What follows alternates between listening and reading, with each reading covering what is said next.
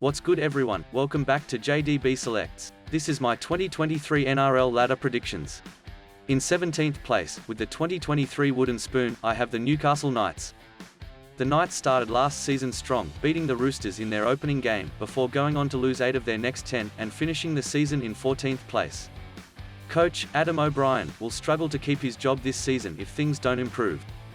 The key signing of Jackson Hastings will give the side some much-needed direction around the park, which is exactly what they've been lacking. I think moving Callan Ponga to number 6 is questionable, given his recent concussion history and how good he is as a fullback.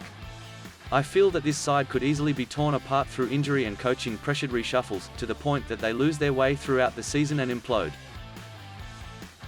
In 16th place, I have the St George Illawarra Dragons.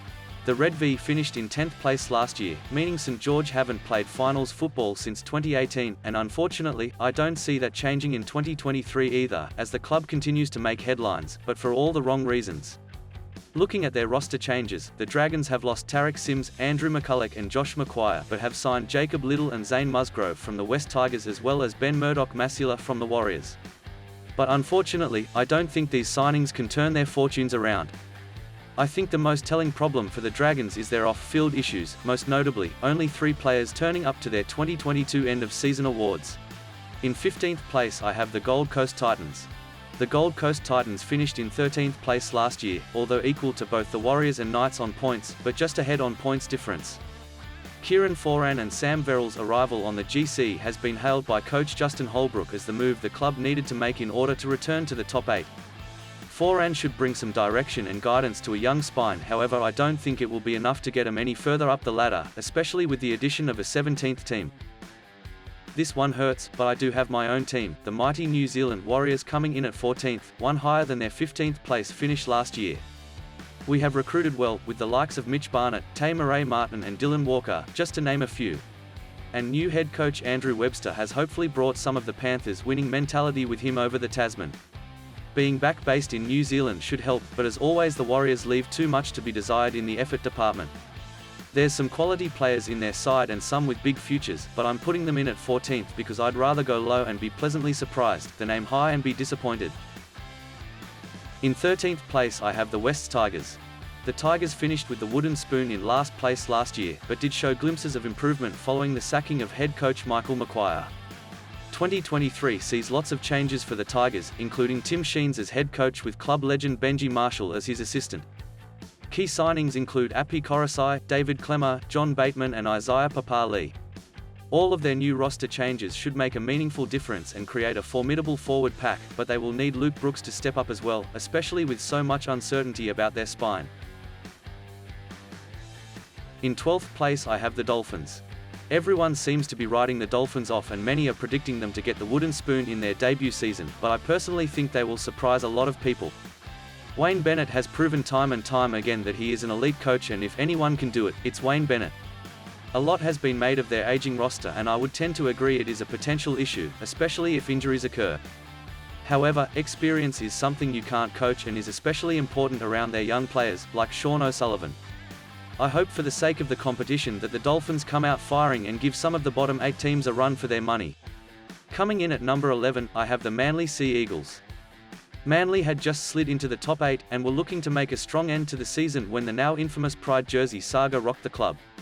The Manly owners forced Des Hasler to front up over it and then in turn used him as a scapegoat, sacking him, and replacing him with ex-Broncos coach, Anthony Silbold. The Sea Eagles do now have a new halves combination with Josh Schuster taking over from Kieran Foran and partnering DCE, and I think they may struggle to begin with. Tommy Turbo is also a key part to Manly's success, but is known to be injury prone, and if they lose him during the year, coupled with a new coach and new halves pairing, then I think Manly don't make the top 8. In 10th place, I have the Canberra Raiders. The Raiders are one of those teams that are always in the mix, just scraping in at 8th place last year, thanks to a phenomenal second half of the season, only to be demolished in the second week of finals, 40 points to 4 by the Parramatta Eels. The Raiders have lost a lot of their depth, so will be blooding new talent, but have gained Danny Levi and a few others. One of the biggest mysteries of the ladder each season is where Canberra will end up. I think they will go alright as they don't lack attacking flair, but just alright, and fail to make the finals in 2023. In 9th place, just missing out on the 8, I have the Brisbane Broncos. The Broncos had one of the great mid-season collapses, going from 4th on the ladder in round 19, right down to 9th by round 25. Reece Walsh returns from the Warriors, and will provide additional flair on attack alongside Selwyn Cobbo and Ezra Mam, but I fear his lapses and weakness in defence could prove costly for the Broncos. Adam Reynolds will also need to stay healthy for the Broncos to succeed. It was clear that without Reynolds, that the Broncos lost their direction and struggled to kick their way out of trouble or build pressure on attack. On paper, I think the Broncos have a fairly strong team, but I think their off-field issues and the clear lack of respect for Kevy Walters mean they will fall just short of the top 8 again this season. Now this may be slightly controversial, but I actually have the Bulldogs making it to 8th place. New head coach Cameron Ciraldo will bring some much-needed winners' experience and mentality from the Panthers system. They have signed some great new talent, including Viliami Kikau and Reid Marnie for this season, as well as Stephen Crichton for 2024. I think we saw glimpses of greatness between Burton and Addo-Carr, and I believe that combination will continue to grow in 2023. The Doggies also have great existing talent like Jacob Carraz and Tevita Pangai Jr. I think the key for the Dogs' success will be if Kyle Flanagan can take his game to another level and fire on all cylinders this year. I really do think the Dogs are a strong chance of playing finals football this year. In 7th place, I have the Parramatta Eels. I think everyone is expecting a drop in form.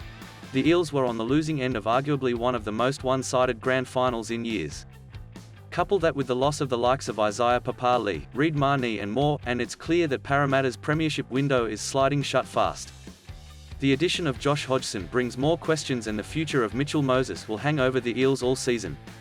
Obviously still plenty of talent with Gutherson, Sevo and Brown, but unfortunately I think it's the beginning of a downhill slide for Parramatta. In 6th place, I'm taking the Melbourne Storm. If there's one team to never write off, it's the Melbourne Storm, and especially for what is likely Craig Bellamy's final season in charge. They are losing a lot of experience through the Bromwich brothers, Felice Kaufusi and Brandon Smith, but still have a roster of stars at their disposal. Provided Ryan Papp in housing returns to the peak of his powers, he'll join Cameron Munster, Harry Grant and Jerome Hughes in the spine, as well as players like Christian Welch, Xavier Coates, Justin Olam and Nelson Asofa Solomona. They are still a massive threat. I have the North Queensland Cowboys in 5th position.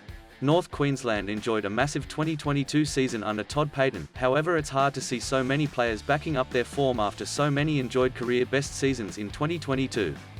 Surnames like Nanai and Cotter became household names, but can they still continue to perform at that level?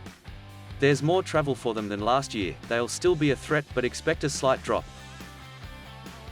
In 4th place, I have the South Sydney Rabbitohs.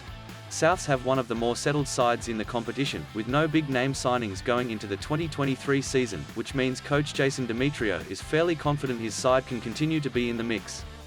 The club has made 5 preliminary finals in a row, but can they finally progress further? It goes without saying that if Latrell Mitchell can stay fit and healthy all season, that Souths are a real chance of making it 6 in a row. In 3rd place, I have the Cronulla Sharks. The Sharks had a great run in 2022, only to bow out in straight sets in the finals. However, there are loads of positives for Craig Fitzgibbon to take into 2023, with none more important than Dally M medalist Nicker Hines. Cronulla have once again been gifted a softer draw than most, so I expect Cronulla to end up within the top 4 but then potentially struggle when it comes time for the finals. Coming in at number 2 on the ladder, I'm picking the Sydney Roosters. The Roosters have one of the strongest teams on paper, and I think the addition of Brandon Smith may just be the missing piece of the puzzle that gets them back to the top. Smith should really be able to capitalise off the back of the dynamic Chooks forward pack. Luke Keary and Sam Walker have now had a full season together to build their combination, and when you add in James Tedesco, Joseph Swale and Joey Manu, I think you can make a strong case that the Roosters should be favourites to make the grand final in 2023. And my prediction to win the minor premiership in 2023 has to be the Penrith Panthers. The Panthers may have lost Api Korosai and Viliami Kikau, but I really don't think that will hurt the Panthers as much as it will help the clubs they've signed with. The Panthers are back-to-back premiership winners for a reason, and with the likes of Nathan Cleary, Dylan Edwards, Isa Yeo and James Fisher-Harris. I really do believe they will be hot favourites to become the first club to win 3 back-to-back premierships in the NRL era.